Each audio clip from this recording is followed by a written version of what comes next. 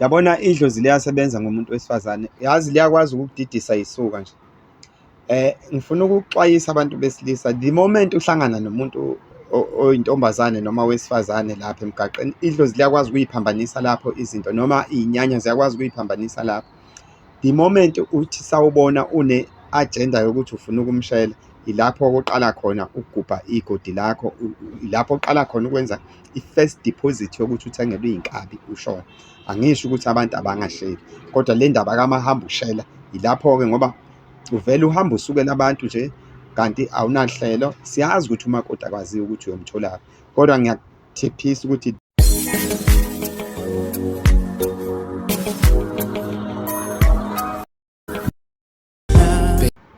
siphinde sinibingelele babukeli bekama-VTV with Prince Bheka umndeni kaZulu.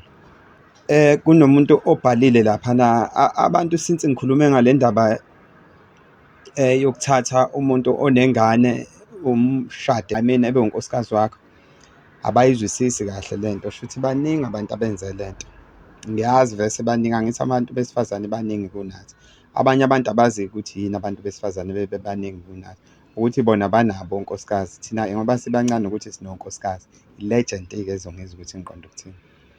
So kunokhalayo-ke laphana othi mkhulu, ukuthi ungazi ukuthi awuyi-understand-i le ndaba. Kuyenzeka umuntu uthole ukuthi ushada noma uganwa esephoqwa izimo ey'thize.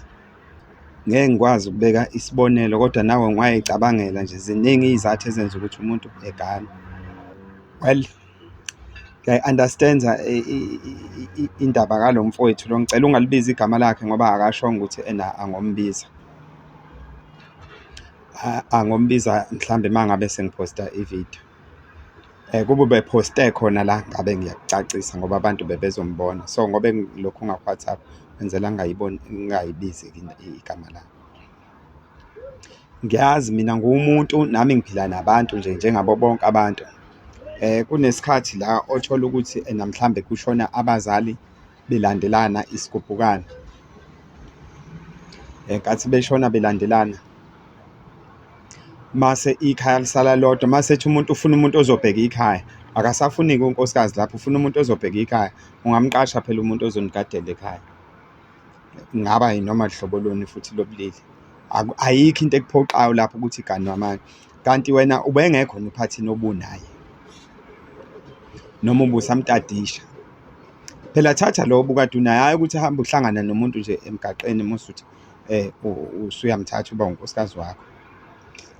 Mina bengiphezulu la ephuzwini kahle kahle lokuthi khona ukuthi umuntu, umfana simbone laphana eqhubeka nempilo, mhlambe eqeda isikole, eqhubeke eyofunda.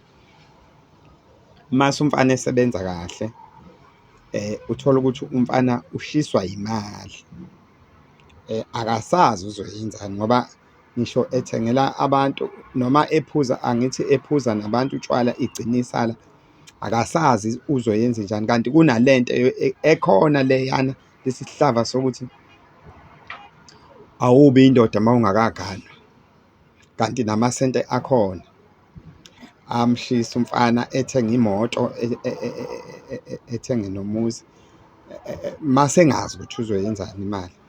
Mase kanti naye uyafuna ukuthi ehlonishwe, khona lokhu ukufuna ukuhlonishwa, ukuthi uma uganiwe nawe uyahlonishwa, ufuna nje ukuba umnumzane.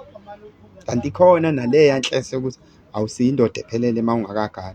Impela angiphikisani nalokho, bengikhulumela ephuzwini lalokho-ke mina, ngoba phela siyamthola umuntu useyithatha intombi isigubhukana, akayazi nokuthi injani ngoba ushiswa amasente, usegijima uyoyilobola, wenza yonke into isigubhukana. And abantu into ekufune beyi-understand-e, ngingakakhulumi ngedaba lolu engizoya kulona, abantu into ekufune beyi-understand-e, iy'nyanya, just to group them, ngalokhu ngisho one by one, amadlozi abadala ini, angithi nje iy'nyanya ngoba bengichazile evidiyweni edlule ukuthi ukuba group. Iyona nto eziyisebenzisayo umuntu wesifazane. Yabo nje abakini, the moment ugana bagijima beyohlala kuloya muntu wesifazane. Lapho-ke abazogadla ngayo, uma kukhona izinto abanganelisekile ngayo, benze ngayo nixabane, uthole ukuthi iy'ngxabano uyayibona akusizi izinto engabe ziyanixabanisa, kanti hhayi abakini bahlangene nalo muntu wesifazane ngoba bagijima beyohlala kuyena, sebesebenzisa yena ukuthi belwe impi yabo. Enye into engifuna uku-advise-a ngayo abantu, abantu banomqondo wokuthi ma bekhanda ikhaya nje ukuthi ikhaya nje kutholakala isiza, kugxunyekwe, kuthengwe iy'tini, kuthengwe nerufu namaplangwe, yonke into, mase kuyakhiwa, mase kuyabikwa, mase kuphela kanjalo. No, it's not like that. Umuntu uma sethi hhayi sengilikhandile ikhaya lakithi, ayikho into esengayiqhubekela nempilo. No, it's not like that. Ukwakha umuzi noma ikhaya is something else, ikakhulukazi nje uma ukhandela umndeni wakini, is something else. It's very deep. Funeke ngichaze yodwa leyo ngoba it's another topic. It's another topic. Ngifuna ukuya laphana ekutheni-ke wena-ke usuze wayiphosa-ke kulolu gibeke.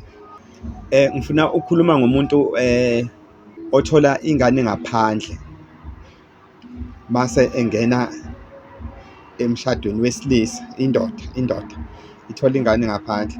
Hheyi, suke usuqalile utavatava ongeke ulimele futhi angazi usuke ngakusho nje ngingananazi ukuthi mhlambe kungcono uma kuthiwa kushone umakoti kuqala, noma kungekho-ke umuntu ekuthiwa eke shone kuqala. Angazi yini leli gama engilithanda kanje ukuthi umakoti, kanti ngithanda leli lithi unkosikazi. Ngabe kube kuyenzeka kungcono ukuthi ngabe kungcono kushona unkosikazi kuqala, ngoba unkosikazi wakho uyakwazi ukukukhohlisa ngengane yakho, enze sengathi uyayithanda phambi kwakho, kanti cha, akayifuni nakuyibona. Ngisho-ke le ayithole ngaphandle naye afike naye emshadweni uyithanda okudlula le yakho, kodwa nje uhlezi ethandaza ukuthi eyi uyoshona nini, mase etshengisa-ke amandla akho ukuthi akayifuni ngampela le ngane, bese kugwevile ney'nto zakhe futhi ey'valele ngaphandle. Ziyavalelwa-ke bakithi iy'ngane ngaphandle, lezi usuke uyithole ngaphandle, noma uganwe usunayo, noma mhlawumbe uyithole usuvele uganiwe. Abantu-ke bathena, hawu yini ivalele ngaphandle? Manje vese phela akusiyo unina lona, kufanele kuvalele. Angithi akusiyo inyoko, manje wena yini ekukhalisayo? Vele akusiyo inyoko lo, yikho ekuvalela ngaphandle. Uthole ukuthi uma usushonile-ke, angithi kade ingane kukahle, kumnandi nje kuphilwa, nawe ubona ukuthi hhayi uyayithanda. Uma usushonile liveze ikhanda ukuthi unekhanda akayithandi le ngane, vele ivalele ngaphandle nje, noma ngani ongasuyicabanga, noma yini nje ongasuyicabanga, vele akusuye unina, angeke simbeke icala. Omunye vele ephumela obala nje ethi naye ayihambe iye kumawayo, naye inomawayo, umuntu akaye kumawayo. Angithi awusekho wena. Lezi zinto-ke ngifuna ukuxwayisa abantu besilisa ukuthi into ey'kanjena funeke bey'lungise before bedlule emhlabeni, ngoba mase bedlulile ngeke bekwazi ukuthi bey'lungise, noma beyokwenza spiritual kodwa kusuke kungasasebenzi ngoba loyo usuke sesale ngaphandle okwangampela, hhayi okokudlala.